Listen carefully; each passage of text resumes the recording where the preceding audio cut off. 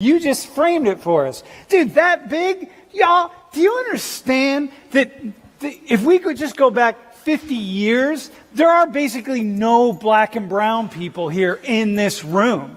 You are not allowed to be in this room. You're not even allowed going to be allowed in many places to get bank accounts, to do all sorts of things, be riding on the back of buses. You're going to be, you're not going to get loans. You could never get a loan to go to college. What's going on, everybody? Welcome back to the channel. Hope all's good wherever you are. In this video, we have another clip from one of Sam Richards' longer lectures. The full lecture is about an hour and a half long, linked in the description down below. It is a good one. Recommend you check it out.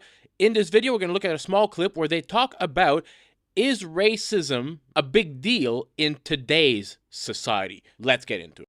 I need 2 volunteers who think racism and inequality are big problems in the world, in the United States today. Let's just stick with the United States. And then I need 2 people who don't think that. You're going to make this argument. And they're going to coach you. You got to make this argument. And however you're going to do it, and the idea is racism and discrimination directed toward black and brown people is not really that big of a problem today in the United States. And you have to coach them. Like they have no idea what to say. Am I right? You would have no idea how to make the argument, but you're going to make the argument. And so you, the 2 of you at least, have some idea because you've thought about it. And so give it a shot, and then they'll coach you a little bit. I would really say that a lot of the, I don't believe this, but I'm just going to say it. No, hang on. Be in the role. If I did believe that. No, don't say that. Okay, I do believe that. I am in the role. I am here. Start your sentence with, yeah, listen, racism, discrimination, it's not really that big of a problem in the U.S. because da. Yeah, it's really not that big of a problem in the U.S. because a lot of the examples that people use to justify it, it's very one-off and very extreme examples, specifically with police violence or everything. There's a lot of interactions that black people have with cops that aren't projected by the news, but then the 1 or 2 bad ones is what's re-said a million times. I guess similar to that. It's not a huge issue. I think it's made a bigger issue through media and social media. The fact that we all have basically computers in our back pockets and can start recording anything at a given time and post it on the internet or edit things to make them look like something they're not.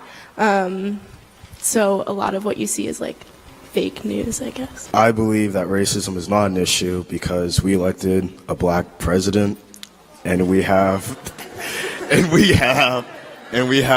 black senators and governors, and a lot of the time the difference between rich black people and poor black people isn't race, it's just education. So a lack of education in black communities is a bigger problem than any other discrimination. All right, go ahead, Matt. It's a lot of the discrimination that we see is institutionalized oppression, and even if it is real. Wait, did you say it's institutionalized oppression? Dude, was that your word? Hold on. No, that's all right. You got no. If you think that, you got to throw those words out there to confuse people. Yeah, it's institutionalized oppression. So all the liberals are like, oh yeah, that guy gets it. He's got it. He's talking oppression. All right, go ahead. And I lost my train of thought. And even if you are a victim of institutionalized oppression, playing the victim card or dwelling on it doesn't allow you to progress further. So we're holding ourselves back in that aspect, and it's more of a self problem than a. So it's really an issue of people who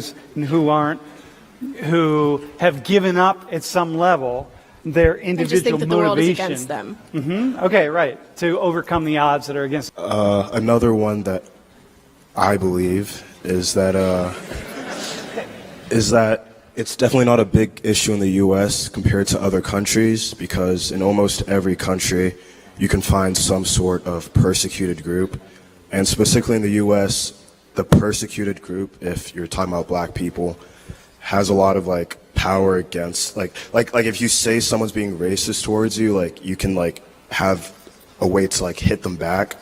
But in a lot of other countries, like if you made that same complaint, like no one would care because like you're the persecuted group. So in that way, again, it's not that big of an issue in the U.S. because at least there's a way to like attack the racists if they exist. The young lady mentioned institutional oppression. When we talk about institutions, the left likes to say that our country is racist because whites have all the institutional power. That is a false conclusion built on a false premise. And it's so false and it's so stupid that even if the false premise was true, the conclusion still would be false because it doesn't follow from it. It's not true that whites have all the institutional power. That is observationally, you can see in the world around you, not true. Look around. Not all institutions are run by white people, nor are all institutions dedicated to the advancements of white people. There are a lot more white people in positions of power in America. That is true, more than blacks. But that's just in terms of raw numbers. That's because there's a lot more white people, period.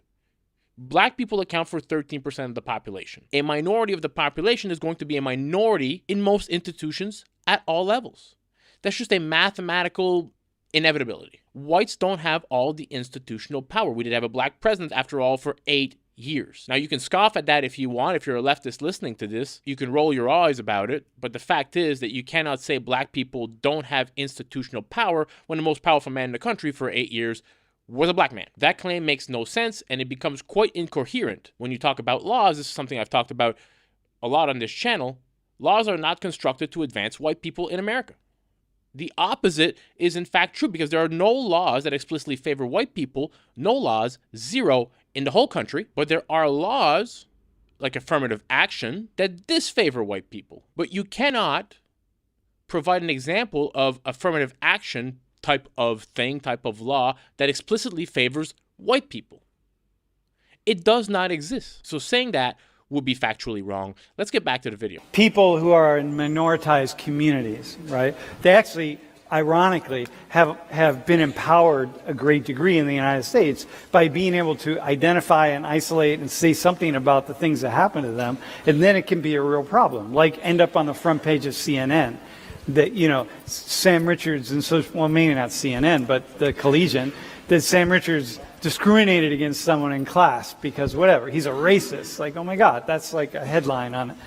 Maybe the Collegian, but nobody else would care. All right, yeah, go ahead. A lot of the problems that we see are less about race and more about your economic class or like your financial standing. And it's a lot about your mindset to get to a certain place rather than what you look like. So, like the races are spread out amongst every class. So you just have to strive to put yourself in a better financial standpoint. All right, so in other words, one of the problems that we see in the U.S. When we start talking about racism, discrimination, all of the things that go along with that, as often as not, what we're talking about is class. Things, the problems that people experience, what they face are actually class-based, not race-based. So things happen to people, you know, they have some encounter with the police, let's say, or like this woman that we used the last class, who I gave the example of, who had to give birth in a jail cell. It wasn't that she was Latina and Hispanic.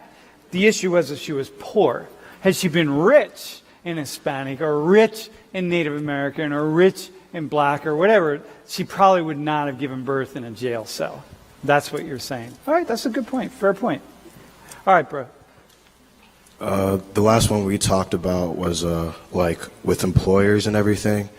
Like in the sense that if you have a black candidate and a white candidate, and they're both like educated, no criminal history, like no other, like they can converse well, like there's no other issues, that like they will almost certainly take the black candidate because like they're incentivized to have more like diversity.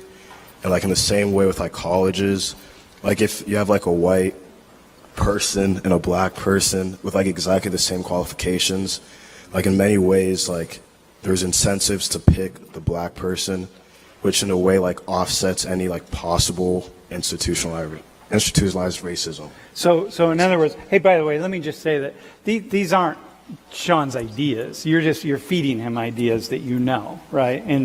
And bro, same with you. What's your name again? Isaac. Isaac. Same with Isaac. These aren't his ideas. I had to pick two people who I knew would be able to feed ideas. Okay, so one of the issues is that we have these inequalities in the world, right? And we have discrimination, but we also have programs and things that are set up, other systems that are set up, so that when people experience something, right, or that other programs that uplift enough people, right, and give enough people opportunities, that in fact what happens is it offsets the negative experiences of discrimination and so on. Yeah, that's all right. That's cool, man.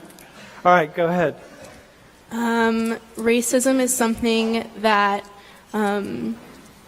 people unify behind, and people unify behind, and it's not always about race. Sometimes people use racism just to push against people who have different ideas than them.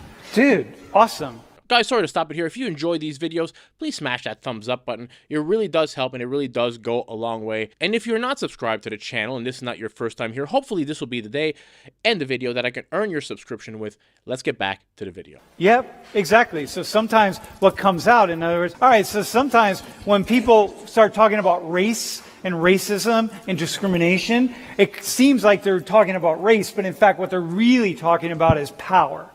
And so you're talking about issues that it just sort of, it ends up, or for example, if black or brown people start talking about inequality, we immediately assume they're talking about race. But oftentimes what they're doing is talking about inequality, which is not about race, but inequality which might be about gender, or it might be about class, or it might be about culture, or it might be about any number of other things, religion, but we immediately just start thinking that it's about race and racism.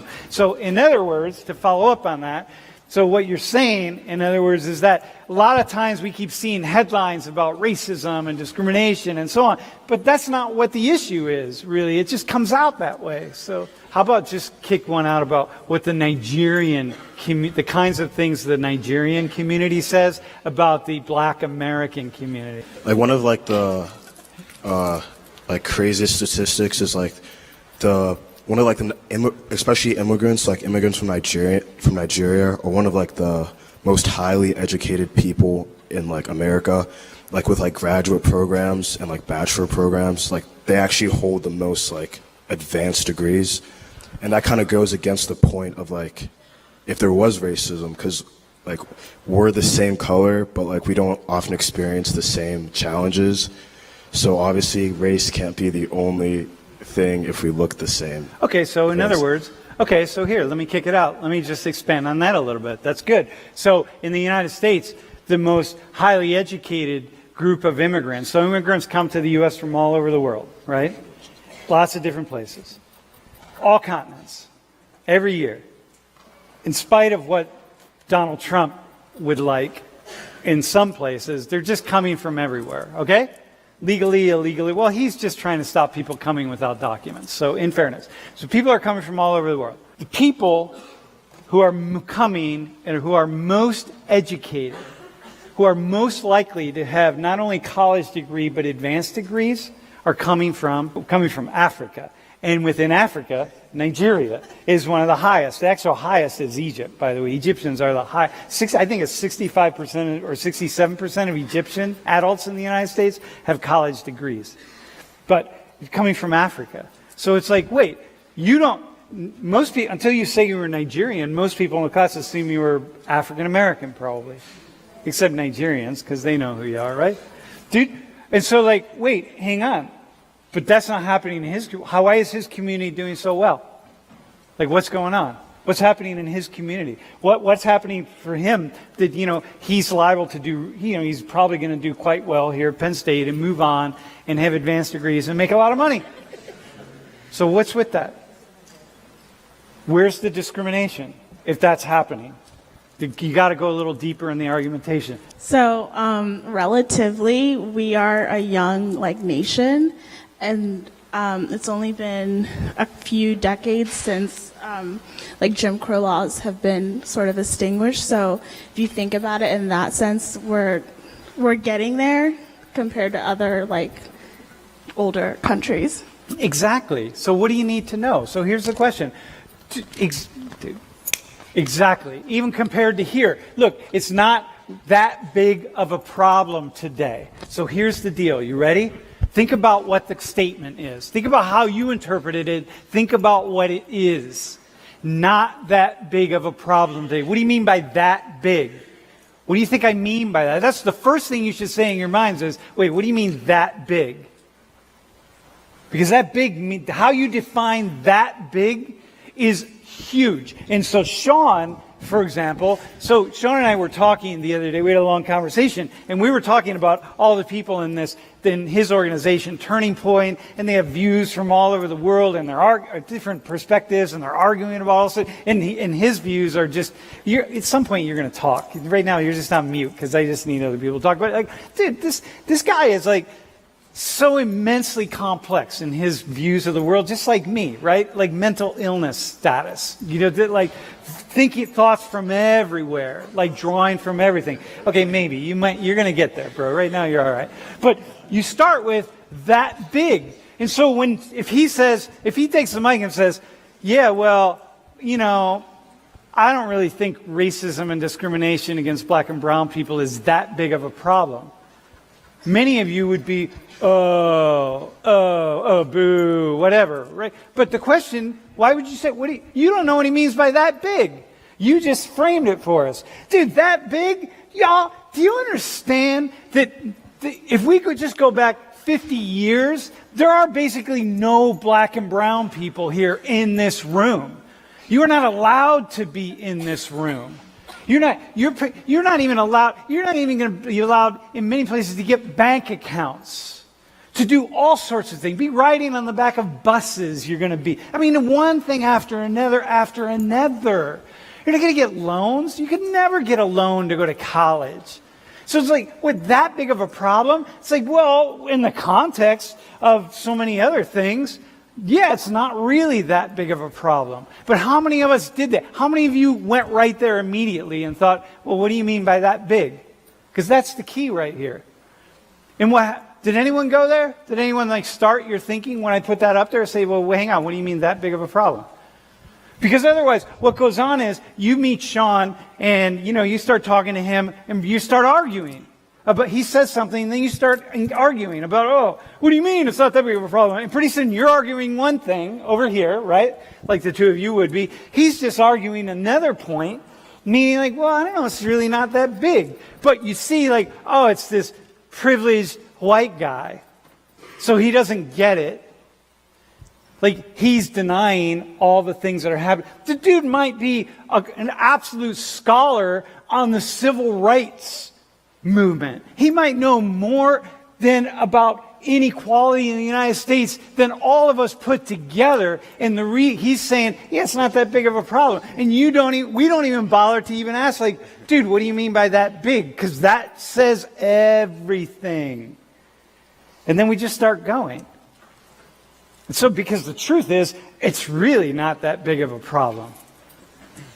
If you just look at a little bit of history, oh my God, not compared to, Africans in the U.S., bro, compared to what Africans are experiencing in South Africa, immigrants, compared to immigrants here in the U.S., please, this is nothing.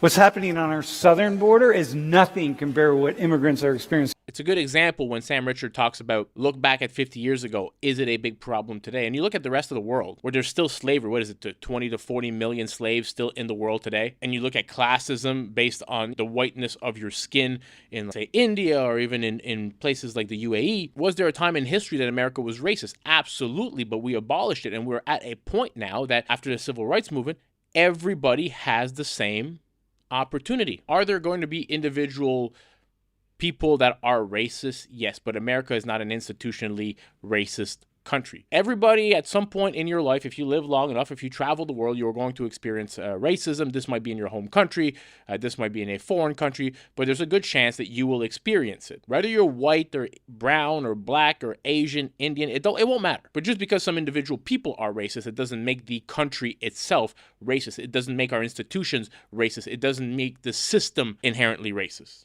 which is what these the left or these critical theory advocates would like to make you think, but it is in fact absolutely not true in today's society. Hope you all enjoyed this video. If you did, consider smashing that thumbs up button and subscribing to the channel. Help your boy out, and I'll catch you all in the next video.